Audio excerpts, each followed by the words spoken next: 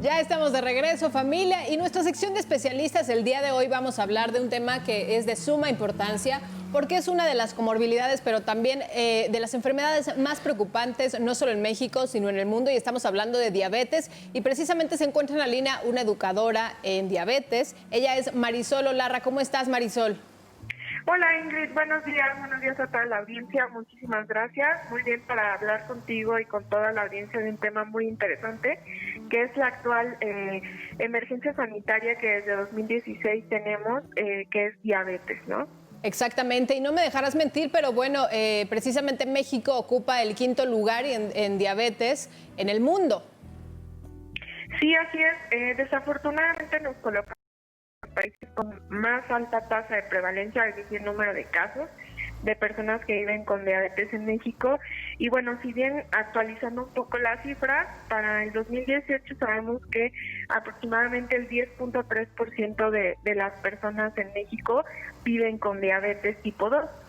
Y lo más importante aquí, Ingrid, es que por cada persona que sabe que vive con diabetes hay otra que lo desconoce totalmente.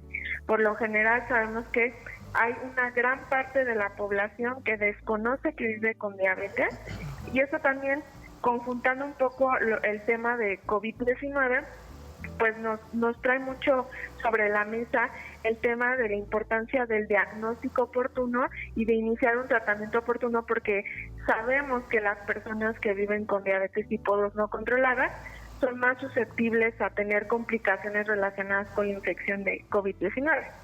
Claro, Marisol, ¿qué tal? Buenas tardes, soy Dano. Hola, Dana, buenas tardes. Buenas tardes. Evidentemente dices algo muy importante. La gente, creo que cuando va sintiendo algún síntoma, que sabe que son esos pequeños síntomas que te hablan de una posible diabetes, le da miedo hacerse una prueba. No le da miedo acudir con algún médico porque a lo mejor ya saben que son portadores de diabetes. Pero, ¿cuál sería la primera recomendación que tú le das a estas personas para poder acudir a un médico sin tener ese miedo? Okay, bueno, la primera recomendación, como tú bien lo mencionaste, ¿no?, es identificar los síntomas. Sabemos que los síntomas clásicos es orinar mucho, tener mucha hambre, tener mucha sed, o una pérdida de peso sin motivo o sin someternos a una dieta o un plan de alimentación. Entonces, ya que yo identifiqué alguno de estos síntomas, repito, no es necesario tener todos estos síntomas para sospechar que tengo. Si tengo alguno de estos, puedo acudir con un médico a realizar pues una evaluación completa. Antes de acudir con el médico, una recomendación importante es realizarnos por lo menos una química sanguínea, ¿no?, que es la que nos muestra la glucosa, que es decir, el nivel de azúcar en sangre que tengo en ayuno, a un laboratorio. Y antes de ir con el médico, pues realizarme esta prueba y al momento de la consulta presentarla con el médico. Ya con esto el médico podrá pues tener un análisis más exhaustivo de si vivo o no vivo con diabetes, y si es necesario realizar una prueba más específica, por si en el caso de que se encuentren en algún valor entre prediabetes o diabetes. Entonces esas son las recomendaciones. Claro, las recomendaciones para un diagnóstico, pero hemos hablado en múltiples ocasiones acerca de diabetes y sin embargo mucha gente también desconoce cuál es la diferencia entre diabetes tipo 1 y tipo 2. Sí, claro, bueno, la diabetes tipo 2 es la diabetes que se presenta generalmente en adultos, y la característica principal es que tenemos resistencia a la insulina, es decir, que a pesar de que si nuestro páncreas produce insulina, esta insulina no puede funcionar de forma adecuada, generalmente debido al sobrepeso u obesidad o el exceso de grasa corporal. En la diabetes tipo 1 el diagnóstico es de muy temprano, desde niños, adolescentes o adultos jóvenes, y prácticamente se debe a una falla total en las células productoras de insulina, y cualquiera de los dos tipos de diabetes van a requerir insulina en un momento determinado. En el caso de diabetes tipo 1, desde el inicio, desde que es diagnosticada la persona o el niño o el adolescente, requiere insulina.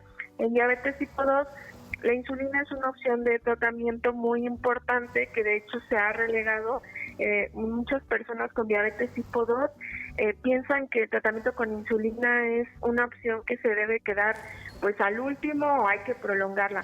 Y de hecho sabemos que el tratamiento con insulina oportuno en diabetes tipo 2 nos reduce muchos riesgos de complicaciones porque controla muy bien tus niveles de glucosa y, por ejemplo, otra vez retomando el tema de COVID-19, pues lo que va a hacer es que voy a reducir el riesgo que tenga yo tanto de adquirir la infección por el tema de que pues tener una glucosa elevada también reduce el sistema inmunológico y por otro lado en el caso de que yo ya tenga la infección pues también puede ser que si estoy fuera de los rangos de control recomendados pues puedas tener más complicaciones si no estoy controlada.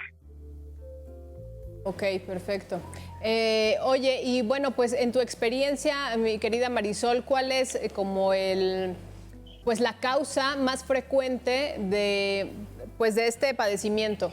No sé, puede ser genético o en algunas otras ocasiones alimentación. Sí, bueno, en diabetes tipo 2, que es la que más achaca a nuestro país, básicamente tienen que ver factores relacionados con genética, conjuntados con el estilo de vida. O sea, se tienen que presentar esas dos conjunciones, por ejemplo, el que mi mamá, mi papá o familiares directos hayan tenido diabetes, más el que yo tenga un estilo de vida poco saludable, que tenga exceso de grasa corporal, hábitos que favorezcan la ganancia de peso, la resistencia a la insulina. Ok, Marisol. Oye, y ahorita que tocabas el tema COVID, yo creo que la mayor parte de la gente está asustada, ya sea que tengan alguna enfermedad con la que vivan, pero enfocándonos precisamente al COVID, ¿cuál sería el último consejo que le puedes dar a estas personas si llegaran a contagiarse de esta enfermedad?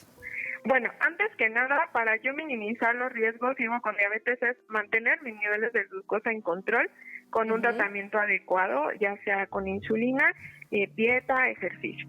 Y en este caso, mantenerme siempre en monitoreo en el caso de adquirir la infección, sobre todo de mis niveles de glucosa durante el transcurso de la infección por SARS-CoV-2 o COVID-19 y siempre mantenerme en contacto con mi médico a través telefónica o medios digitales para ver si se está progresando la infección hacia otras medidas que requieran como hospitalización y demás. Perfecto, Marisol. Pues muchísimas gracias.